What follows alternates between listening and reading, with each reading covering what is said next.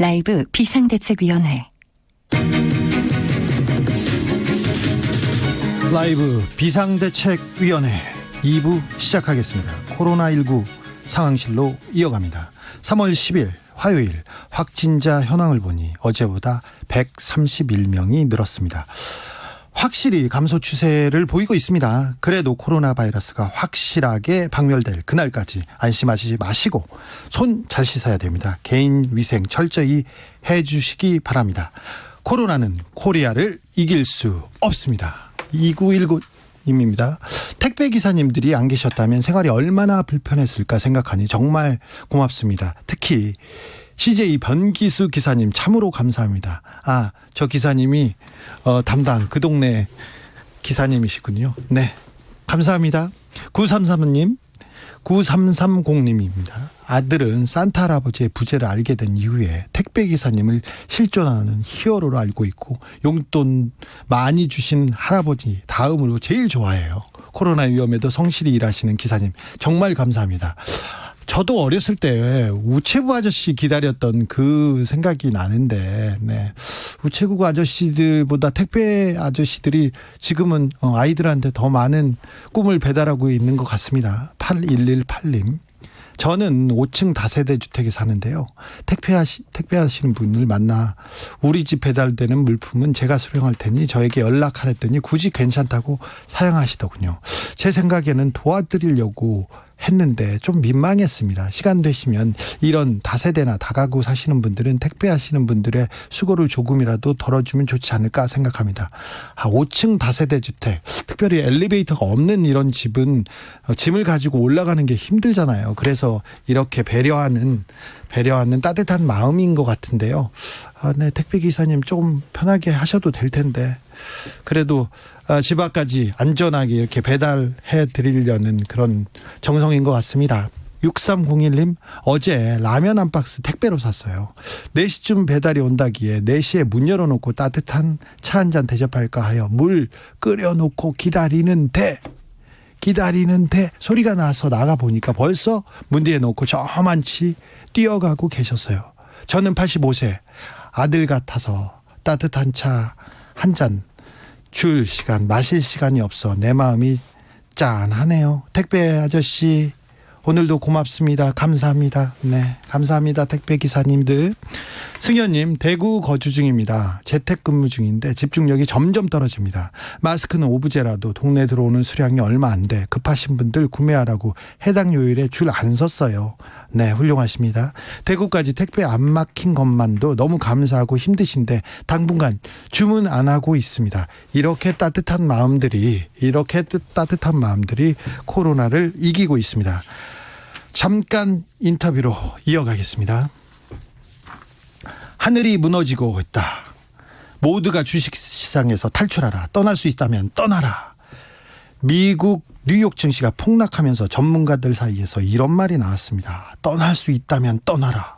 탈출하라. 무섭습니다. 우리한테도 바로 영향이 옵니다. 그래서 어제 코스피가 4% 넘게 폭락했습니다. 어느 정도인지 감이 안 오시죠? 시가총액이 하루 만에 68조 원이 날아갔어요. 사라졌어요. 어떻게 해야 될까요? 미 증시 폭락의 이유, 앞으로 대처 방법, 그리고 주식을 사야 되는 건지 팔아야 되는 건지 우리한테 미치는 영향까지 두루두루 짚어보겠습니다.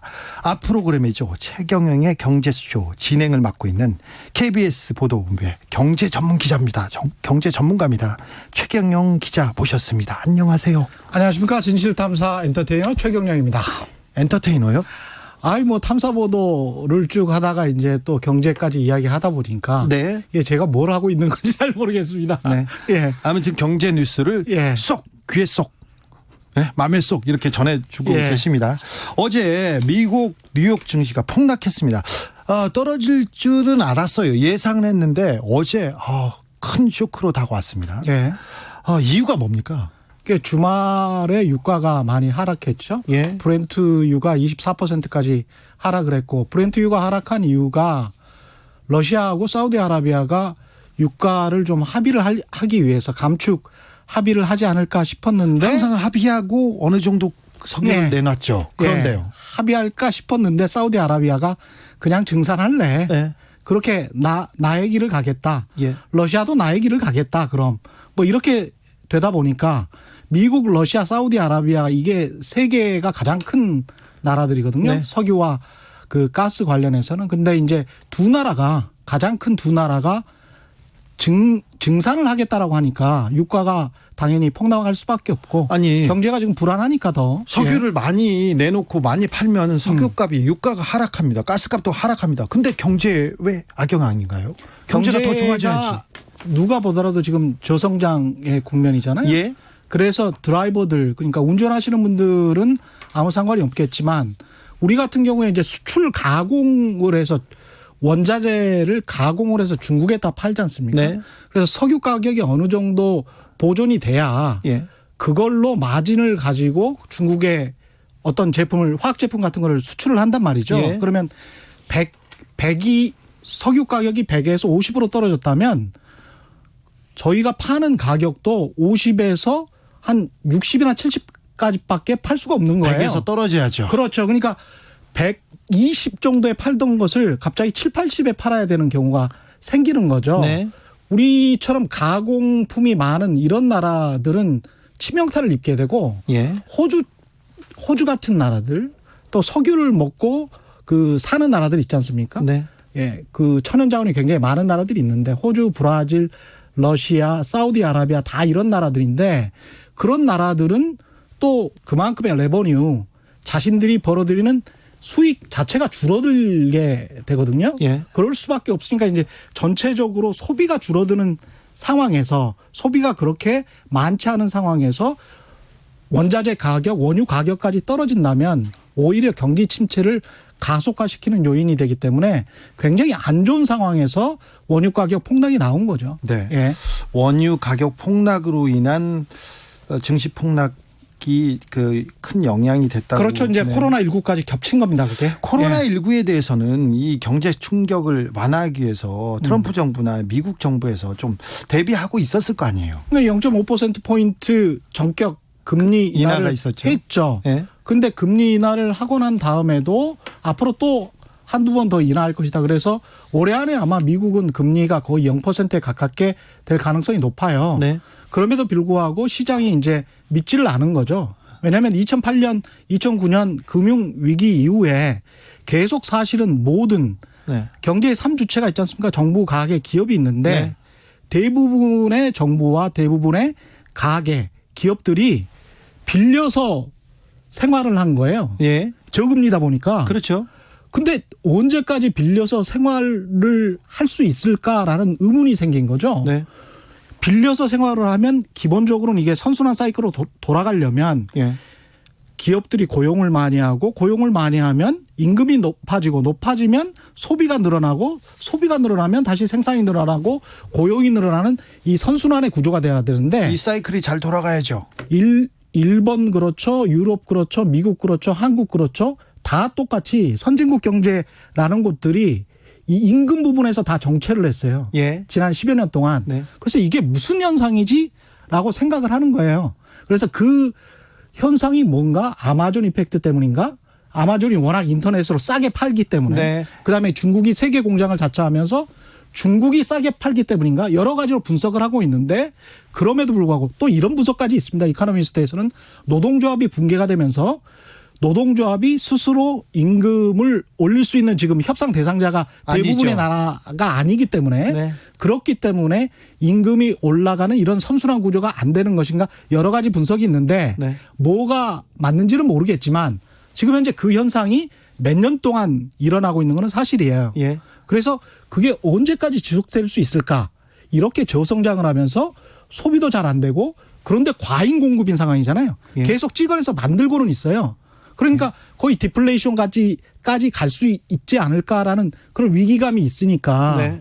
이렇게 코로나19 때문에 소비가 안 되면 그게 더 가속화되는 그런 상황으로 가니까 사람들이 공포에 적게 되는 거죠. 네. 예, 그래서 어떤 왔습니다. 코로나19가 어떤 트리거 이게 탁 촉발하는 네. 계기가 된 것일지도 몰라요. 방아쇠를 당겼습니까? 그러니까 기존의 실물 경제가 굉장히 좀 불안했기 때문에 근데 그거를 저금리로 막아왔거든요. 네. 그리고 돈을 찍어와서 막아왔는데 미국과 금리 유럽이 인하를 해도 먹히지 않습니다. 이제 잘 안 먹혀요. 아, 그게 이제 경제 주체들에게 들어간 거고 특히 금융시장에 있는 사람들에게 들어간 거죠. 투자자들에게 아 이거는 아닌 것 같다. 그리고 미국 시장이 워낙 많이 올랐어요. 그럼에도 불구하고 판 같은 기업들 있지 않습니까? 인터넷 대표 기업들 페이스북이랄지 이런 아마존 같은 기업들은 미국 주가가 굉장히 많이 올랐거든요. 네, 네. 지금도 올해도 2배, 올랐죠. 3배 네. 몇 년 동안 2배 가량 오른 기업들이 굉장히 많아요. 예.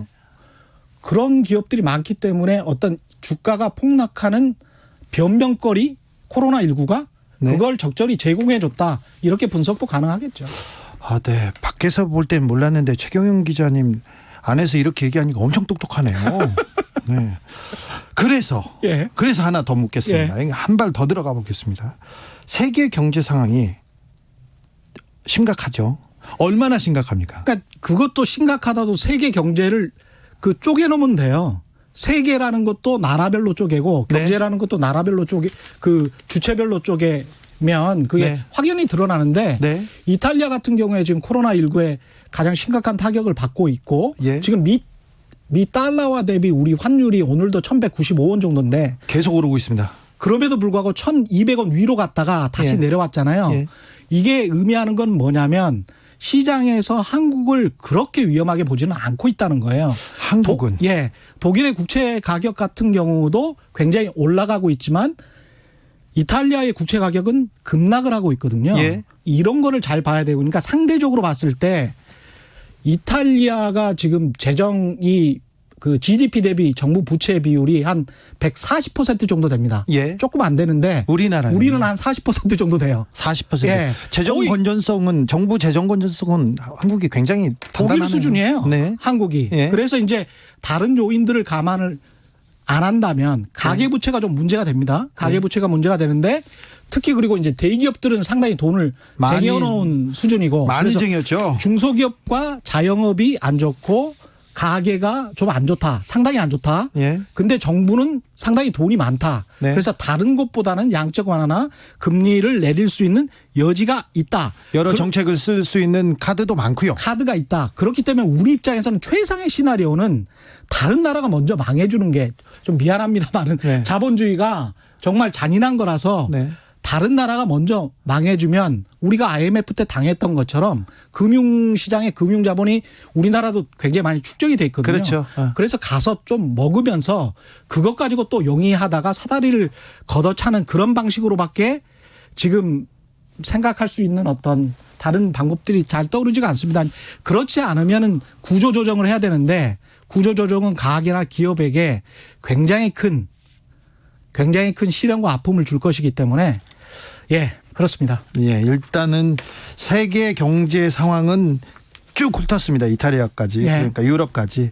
그런데 국내 증시 시장은 어떻습니까? 국내 증시는 오늘 약간 올랐잖아요. 그게 이제 워낙 많이 떨어져 왔고 별로 오른 게 없어요. 미국처럼 두세 배 올랐던 증시 상황이 아니고 우리는 그냥 거의 오르지를 않았어요. 지난 10년 동안. 그렇기 때문에 2000 밑바닥에서 지금 2000 밑으로 떨어졌잖아요. 그랬다가 2000 위로 올랐다가 이렇게 왔다 갔다 하는 롤러코스터 장사가 계속되고 있는 거죠. 예. 그래서 그런 측면에서 보자면 한국은 별로 먹을 것도 없는 시장이지만 별로 떨어질 것도 없는 시장이다. 그렇게 볼 수 있겠습니다.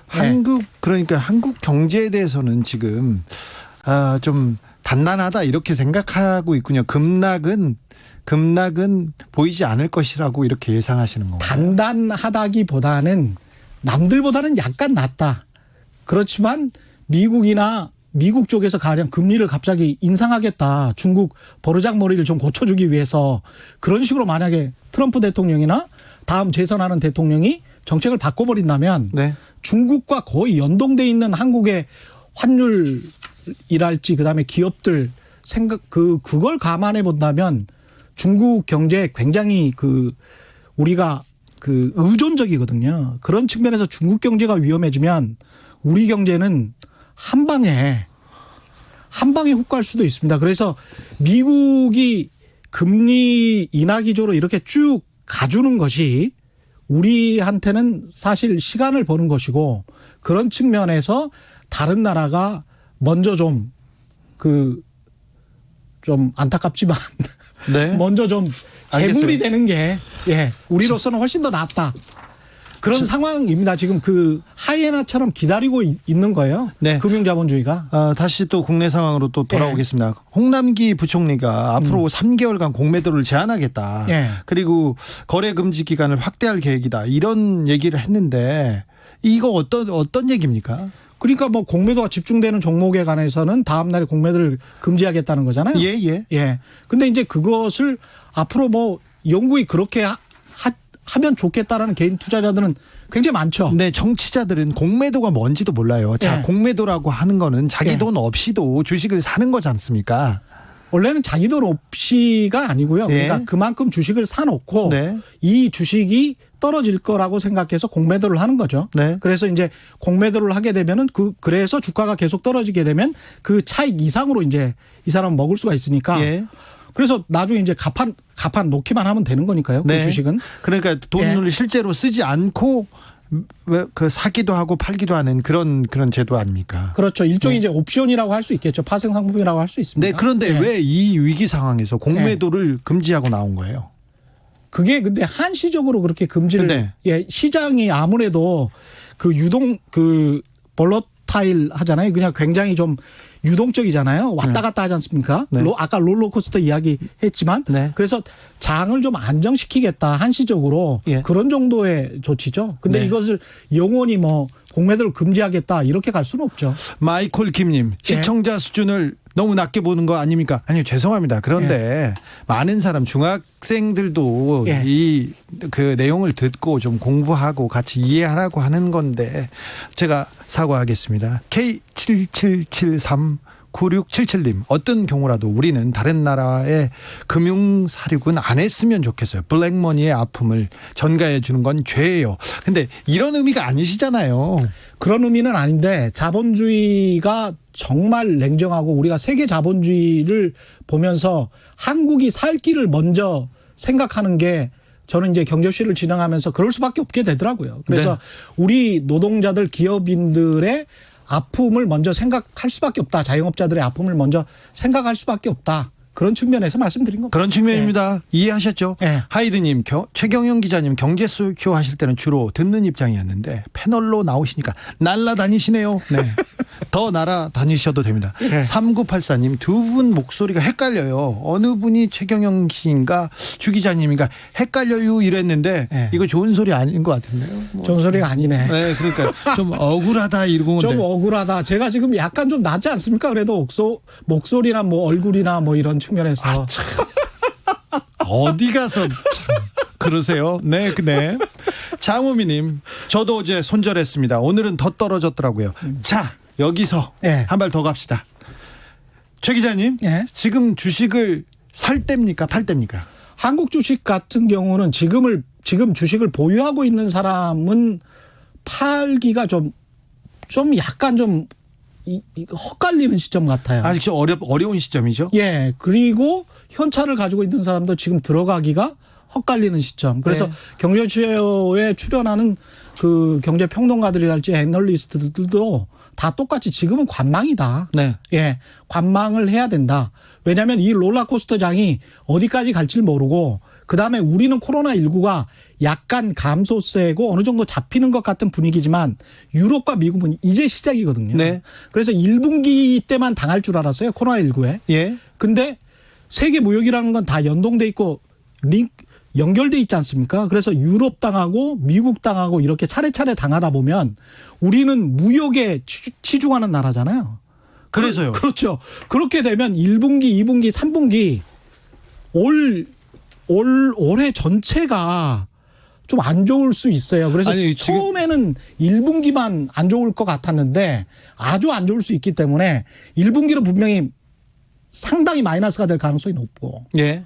근데 2분기, 3분기도 안 좋다면 세계 경제가 연동돼 있다면서요. 그렇죠. 네, 예. 전문가라고 했는데 막 예. 빠져나가시려고 하는데 지금 세계 경기가 안 좋고 미국, 유럽에서 다시 파도가 우리나라로 올 수 있으면 지금 팔아야 된다고 얘기해야 되는 거 아닌가요?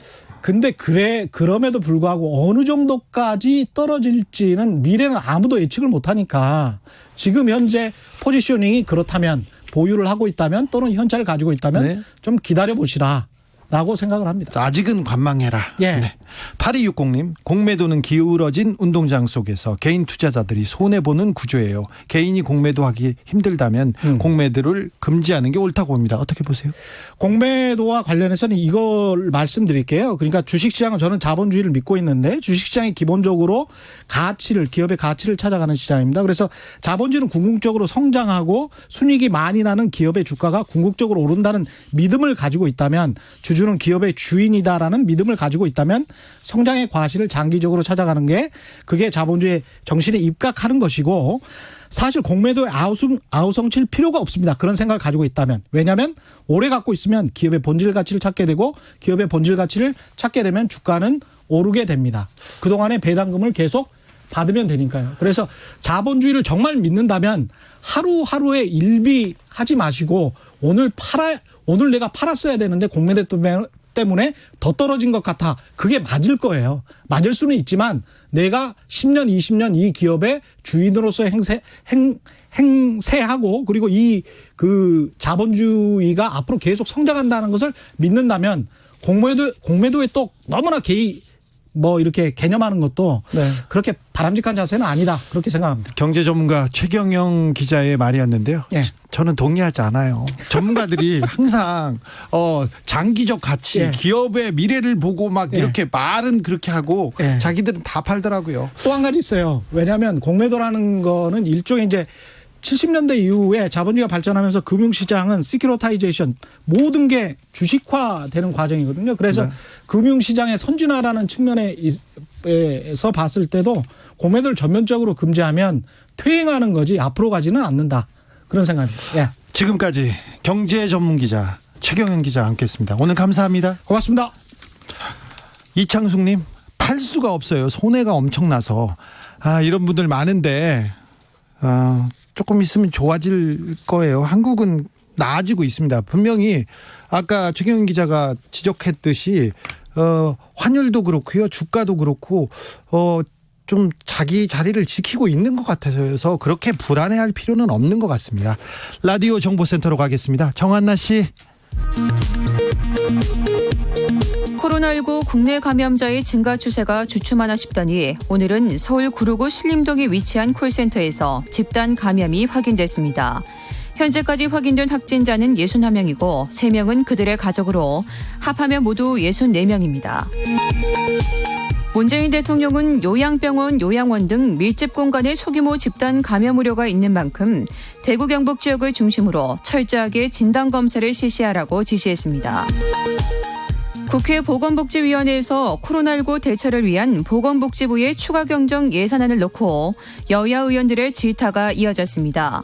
여당인 민주당은 주로 마스크 증산 계획 등 코로나 대응에 필요한 예산이 추경안에 빠져 있다고 비판했고, 통합당은 말은 코로나 추경인데 전부 현금 살포성이라고 비판했습니다. 정세균 국무총리는 최근 며칠간 코로나19 확진자 증가폭이 둔화하고 있지만 긴장을 늦출 수 없다며 각 부처는 24시간 긴급 상황실 체제를 유지하면서 코로나19 대응과 지원을 강화해 주시기 바란다고 밝혔습니다.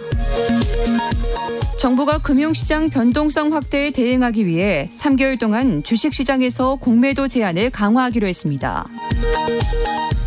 홍남기 부총리 겸 기획재정부 장관이 경제 성장률에 코로나19의 영향은 불가피하지만 2차 추경을 말할 상황은 아니라고 밝혔습니다. 국내 대학에 다니고 있는 중국인 유학생의 45%가량이 코로나19 확산 여파로 한국 입국을 보류한 것으로 나타났습니다. 지금까지 정보센터 뉴스였습니다.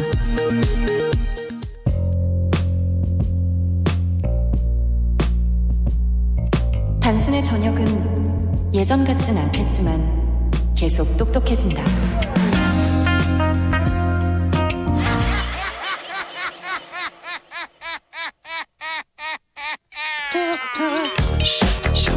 웅성웅성, 와글와글, 쑥떡쑥떡. 오늘 비데이 기자실엔 과연 어떤 소리가 날까요? 귀 기울여 보세요. 기자들의 수다. 라이브 비데이 기자실을 찾은 오늘의 기자는 진실탐사그룹 셜록의 이명선 기자입니다. 안녕하세요. 네, 셜록의 이명선입니다. 네, 요즘 어떤 취재하세요? 지난주에 말씀드렸던 백제종합병원. 아직도 그거 합니까? 네, 저희가 1년에 한 3개 정도만 기획하자 이게 목표거든요. 그래서 보통 한 3, 4개월씩 한 가지만 팝니다. 코로나19 때문에 지금 난리인데 네. 조금 그냥 시의성 있는 그런 취재는 안 합니까? 가뜩이는데 병원에 관심이 많아서 네. 병원 취재라 좀 불러주시는 분이 많긴 한데요. 저희는 시류에 따라가지는 않습니다. 아, 그래요? 네. 그럼 이 병원 취재만 하고 다르게 굴리는 취재 없습니까? 1년 뭐 나는 어떤 분야에 대해서 취재하겠다. 어떤 문제는 내가 어떻게 하겠다. 그렇게 각자 개인적으로 관심사는 있는데 뭐 저는 고독사 이런 거 관심 많고 예. 그다음에 대구 관련돼서 취재가 좀 쌓여 있었는데 지금 대구를 갈 수가 없어서 취재원들도 가지 말라고 해가지고 네. 그러고 있습니다. 네. 아, 네. 코로나19 확진자를 보니까 10명 중 8명이 집단 발병과 관련이 있다고 합니다. 실제로 사람들이 많이 모이기 때문에 감염되기 쉬운데요. 그 중에 기저질환이 있는 환자들이 모인 병원, 특별히 방역에 힘써야 됩니다. 대남병원에서 집단 감염 사망자까지 나온 것도 그 때문인데요. 지방종합병원은 감시에서도 조금 벗어나 있습니다. 어떤 일이 벌어지고 있는지 이명선 기자가 직접 다녀오셨죠? 네, 네. 백제종합병원인데요. 간단하게 얘기하면 얼마나 허술하게 환자들을 관리하고 있는지 그 증언을 좀 들어봤습니다. 그래서 한번 들어보시고 얘기 이어나가시죠. 네, 증언 듣고 오겠습니다. 애기들 입원했을 때 바퀴벌레가 수시로 나왔어요. 병실에서 가지고, 병실 안에서. 앞으로 얘기하면은 소독하겠다. 아니면 살충제, 에프킬라 그런 거 주고. 그걸로 환자들이 직접 바퀴벌레를 죽이기도 했나요? 네, 죽이고 발로 밟아서 죽이고. 공사를 진행했을 때는 그때 얼마나 진행했고 먼지가 얼마나 많이 자욱했나요? 말도 못하죠. 숨 쉬면 목이 아플 정도였으니까 딱 답답할 정도로.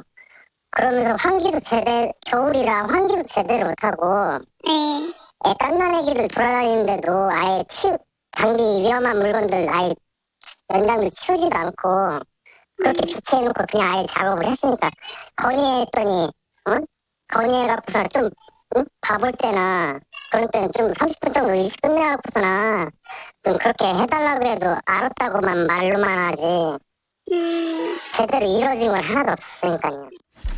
병원에 바퀴벌레가 나오네요. 이게 언제 얘기입니까? 2017년하고 2018년 넘어갈 무렵에 입원하신 분인데 사실 이렇게 좀 엉터리로 환자들이 관리되고 있다고 얘기하신 분 진짜 많은데요. 이분은 지방의 요양병원이 대체로 비슷한 상황에 있는 병원이 많죠. 네, 맞아요. 사실 이 취재를 하면 할수록 요양병원 관계자분들이 연락을 와서 비단 이 병원뿐만 아니라 전국적으로 다 확인해야 될 정도로 비슷하다 얘기가. 근데 이분은 전부 다 사진을 찍으셨습니다. 근데 이 내용을 가지고 관계 당국에 좀 신고하면 병원에서 큰 문제가 되는 거 아닙니까? 사실 지난주에 말씀드린 공익신고자분께서 권익위에 정말 건건히 다 신고를 했는데 네. 그렇게 하게 되면 논산시에 넘어가거든요. 예. 조사를 하라고. 근데 제대로 조사를 안 해요. 바뀌는 게 거의 없습니다. 그래서 왜 그렇죠? 글쎄요. 저도 전화를 하고 그다음에 사실 고발이 물어봤을 거 아니에요. 논산시에 담당자한테. 본인들은 여기서 조사를 마쳤다. 그다음에 조사를 마쳤다. 이게 어떤 거는 그냥 제대로 확인이 안 돼서 덮고 어떤 거는 시정 조치가 예정되어 있다 이러면서 보고서를 썼어요. 예.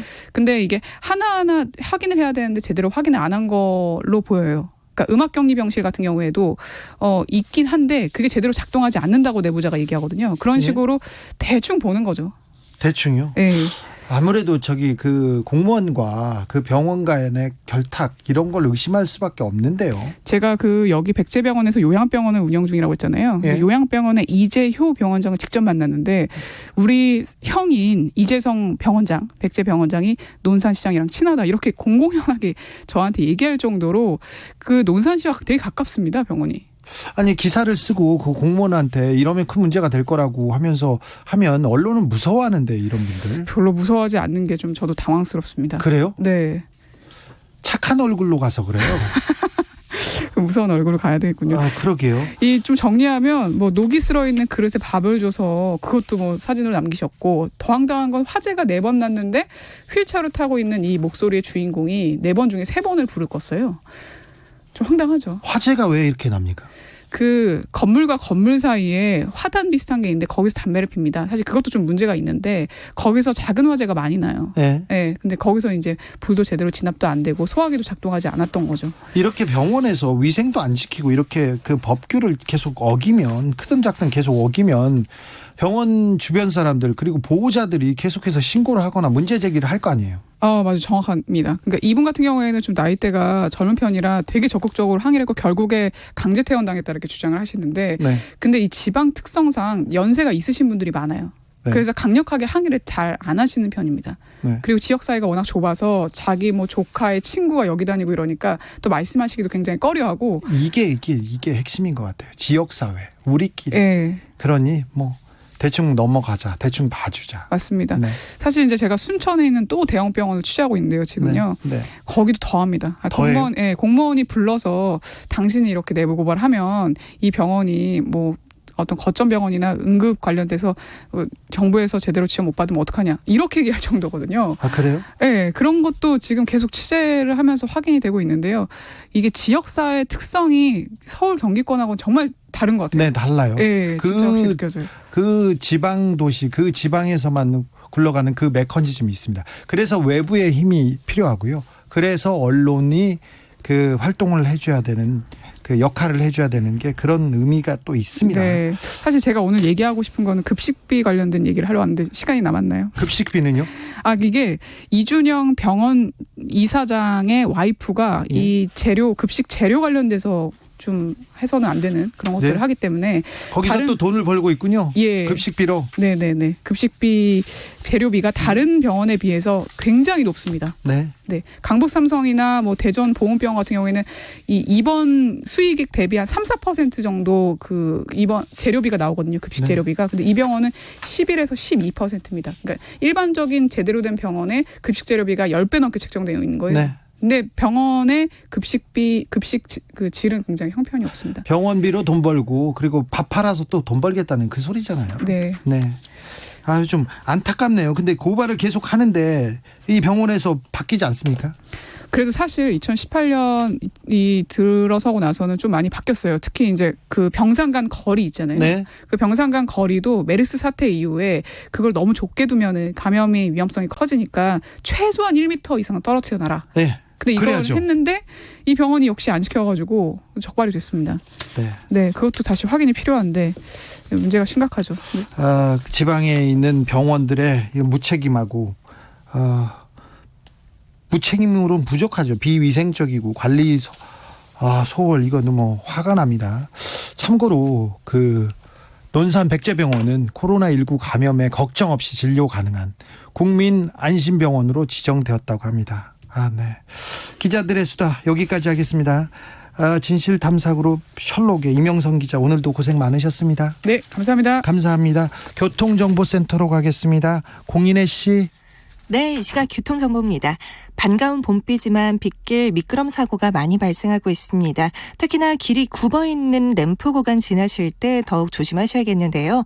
영동고속도로 양방향으로 사고 소식입니다. 강릉 쪽 반월터널 부근 갓길에서 승용차 관련 사고가 여전히 처리를 하고 있고요. 반대 인천 쪽은 신갈 분기점 진출로에서 화물차 사고가 있었습니다.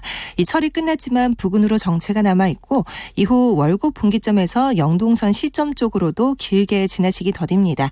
경부고속도로 부산 쪽은 영동선 화물차 사고에 영향을 받고 있는데요. 신갈 분기점에서 수원까지 5km 구간이 꽉 막혀 있고요. 이전으로는 서울시 구간 정체입니다. 한남에서 서초 사이, 반대 서울 쪽, 양재에서 반포 쪽으로 밀리고 있습니다. 서울 시내는 퇴근길 정체가 극심해서 올림픽대로 공항 방향, 동호대교에서 가양대교 쪽으로 1시간 가까이 걸리고 있고요. 같은 방향 강변북로는 동작대교부터 속도가 떨어집니다. KBS 교통정보센터였습니다.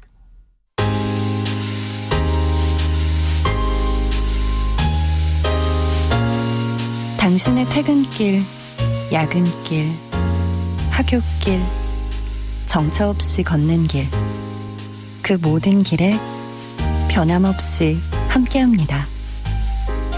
KBS 1라디오 라이브 비상대책위원회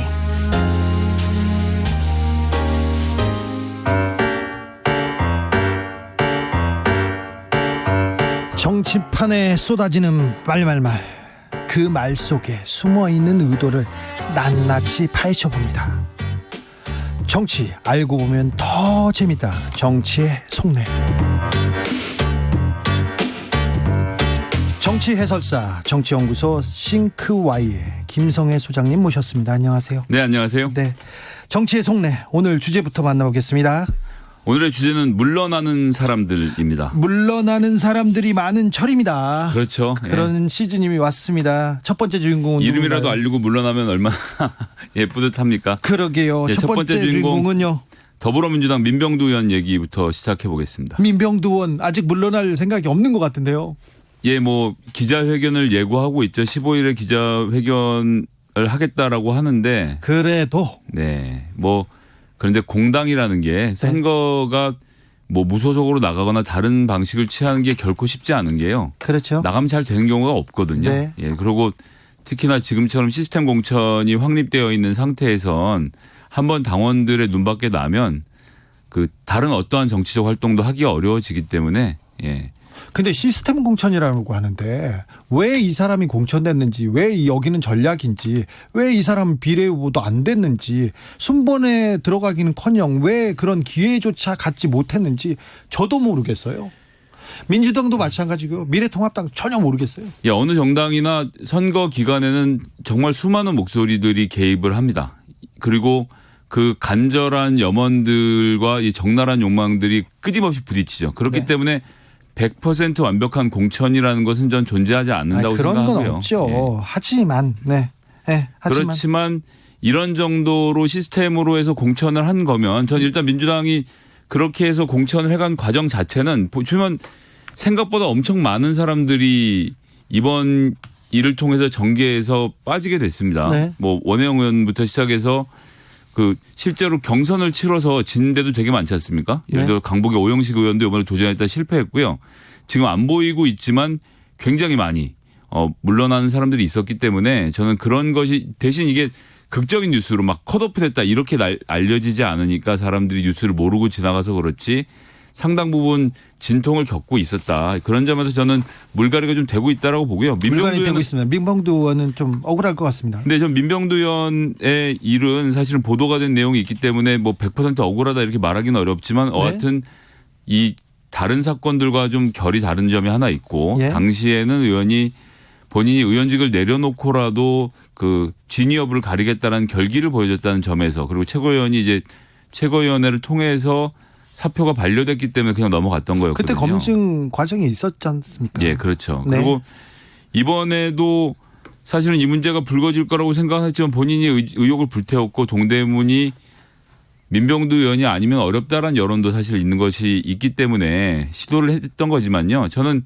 민병두 의원이 갖고 있는 본인의 재능이 매우 있다고 생각하거든요. 네. 그래서 지금 여기는 청년 전략직으로 돼서 예, 새롭게 이제 구성되는 청년들이 경선을 치를 예정이니까 네. 그것은 이제 이미 지나간 얘기라고 생각을 하고 예. 받아들인 상태라고 놓고 보면 전 15일 최종 입장은 예, 당의 그 전략적 결정을 수용한다로 나가게 될 거라고 생각하고요. 선출직으로는 부적절하다는 당의 판단이라고 하면 선출직이 아니더라도 전 민병두 의원이 여러 곳에서 본인의 역할을 하실 수 있다라고 생각을 해서요. 그분이 갖고 있는 특히 정무위원회에서의 감각적인 활동들 그리고 입법 이런 성과들을 바탕으로 해서 다른 곳에서 또 중히 쓰임을 받으셨으면 좋겠다고 생각합니다. 이번 선거에 또 그 관전 포인트가 하나 있는데 예전에는 언제나 음주운전이 가장 가장 중요한 요소일 때가 있었어요. 언제는 네네. 정치자금법, 그렇죠. 어떤 때는 폭력이나 이상한 전과. 근데 이번에는 그런 게 다 뒤로 가고 미투 관련된 사람들은 말만 나와도 다 배제됐습니다. 특히나 이번엔 그렇게 되는 거고요. 예, 그런 식으로 해서 자라나는 정치 지망생들이 하지 말아야 될 리스트를 하나씩 쌓아가는 것은 뭐 꼭 나쁘다고 할 수는 없겠죠. 근데 그 전에 있었던 그 음주운전이나 폭행전과 정치자금법 그 전과자들은 다 돌아오고 있습니다. 새로 새 인물들이 오는 게 아니라 그때 그 사람들이 다시 돌아오는 게 여러 당에서 보이기도 합니다. 두 번째로 만나볼 물러나는 사람이면 예, 미래통합당 공천에서 배제된 홍준표 전 자유한국당 대표 얘기 안 해볼 수 없겠죠. 네, 이분 예. 물러납니까?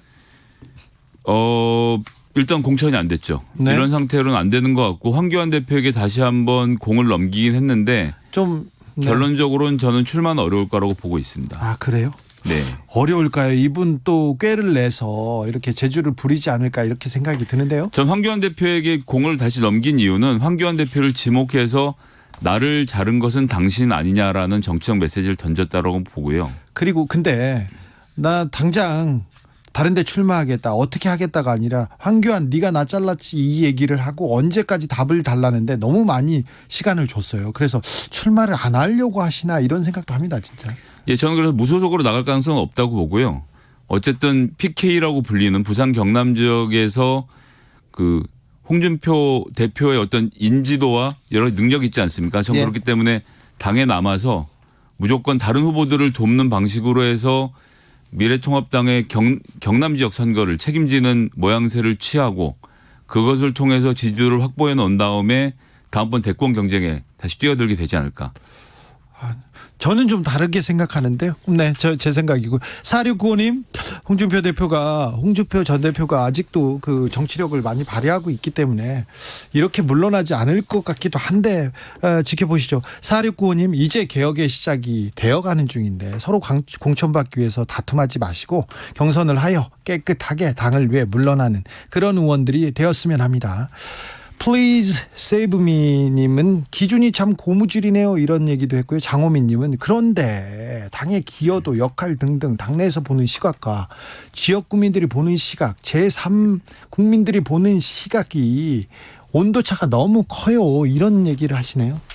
예, 뭐 사실 정치를 내부에서 보는 것과 외부에서 보는 것이 너무 다르고 어디서 네. 보느냐에 따라 다 다른데 세상에서 제일 논평하기 좋은 게 정치 논평 아닙니까? 네. 누구나 다 전문가니까 굉장히 다양한 입장들이 있는데 이것들을 어떻게 모아내느냐의 문제라고 전 보고요. 홍준표 대표 사실 이렇게 내침을 당할 분은 아니죠. 예. 네.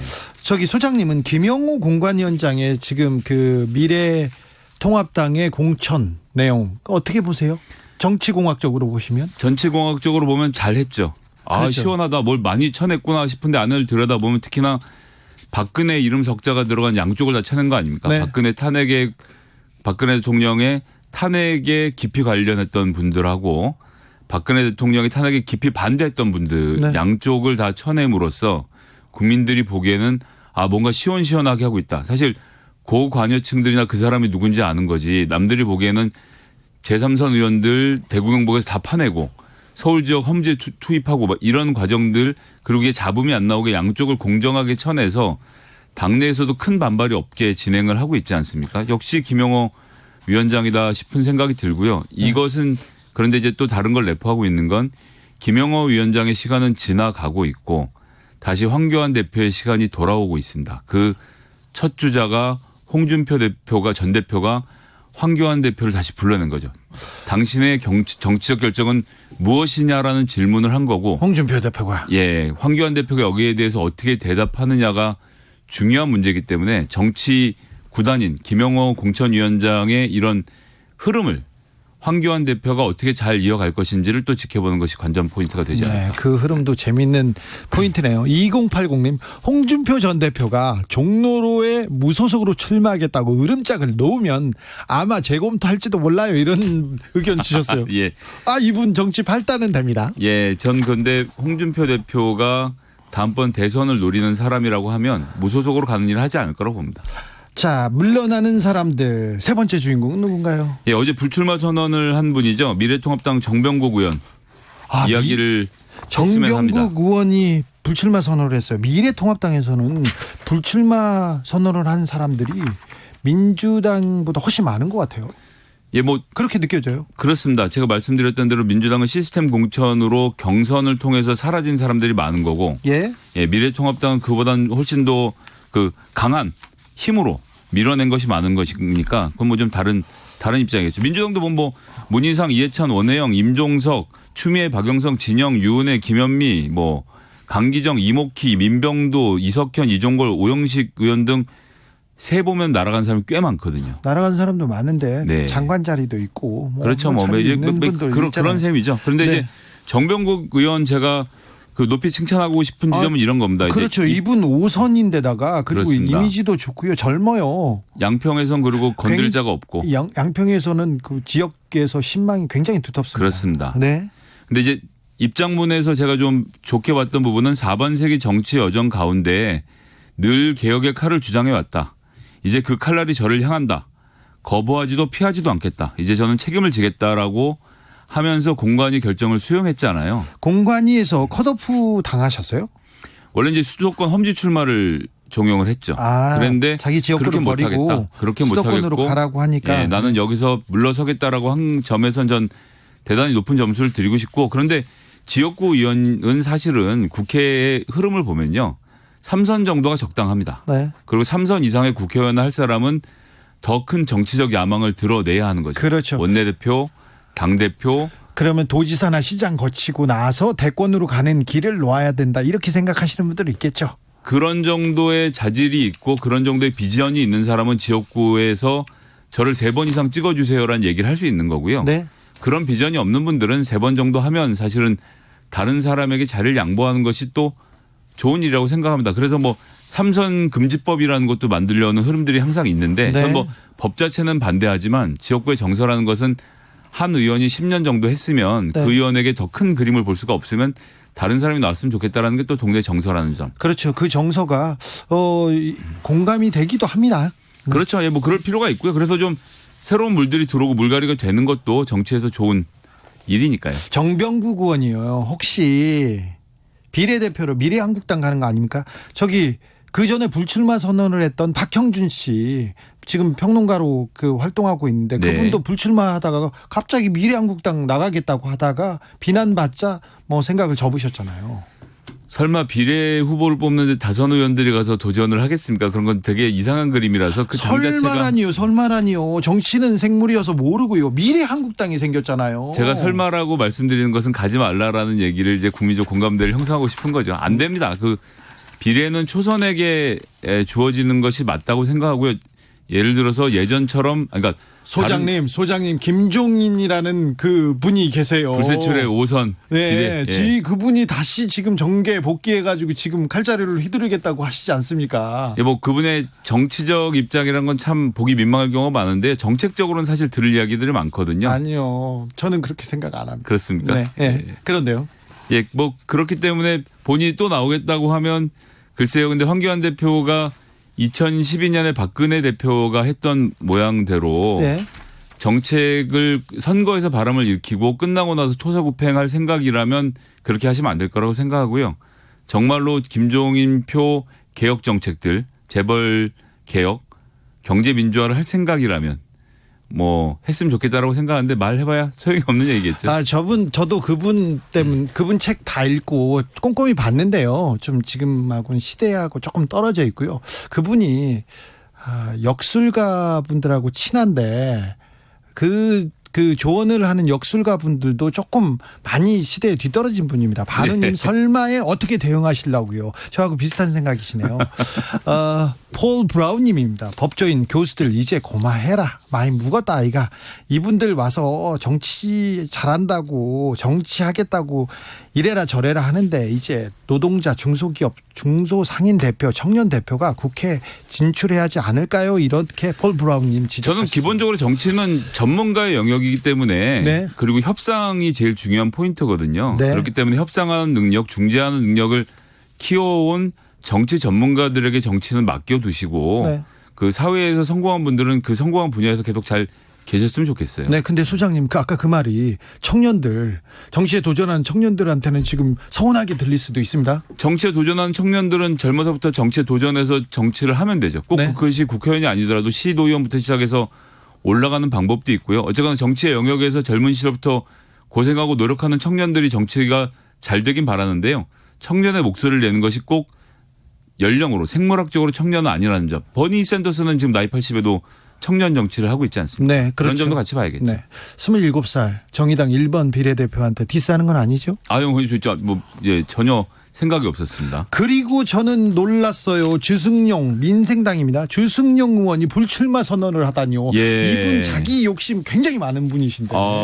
사실 저도 깜짝 놀랐습니다. 그리고 네. 나가서 여론조사를 돌려봐서 그랬을지 어쩔지 모르겠지만 어쨌든 깔끔하게 물러났다는 점에서 저는 굉장히 높은 점수를 드리고 그렇죠. 싶고요. 이분 그 호남의 맹주입니다. 주승용 의원 정말 각 민주당을 떠나서는 민주당을 비판하고 문재인 대통령 굉장히 곤혹스럽게 만들었지만 그래도 지역적 기반은 단단한 분이셨거든요. 1991년에 전남 도의원시장에서 여천 군수, 여수시장, 4선 국회의원까지 하면서 8번 당선을 여수에서만 한 사람이에요. 네. 정치적으로는 대단한 사람이죠. 네. 그런데 이제 이것이 저는 두 가지 의미가 있다고 보는데 첫 번째는 안 될 거라고 생각했는지 어쨌는지 정치제를 은퇴한다는 자체 그리고 시민들 곁으로 돌아가서 평범한 여수 시민으로 살겠다라는 이 불출마의 선언이 되게 좀 마음에 울렸고요. 근데 다른 한편으로는 민생당 타이틀로는 주승용 의원조차 여수에서 어려운 것인가 이것이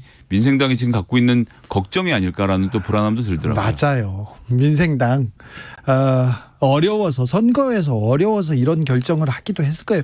하지만 그래도 그 결단은 부딪혀보죠. 아니 이 국회의원은 본인을 가장 사랑하기 때문에 자기가 나가면 무조건 될 거라고 생각을 하거든요. 네, 국회의원들 객관적으로 보는 게 엄청난 능력이죠. 국회의원들은요.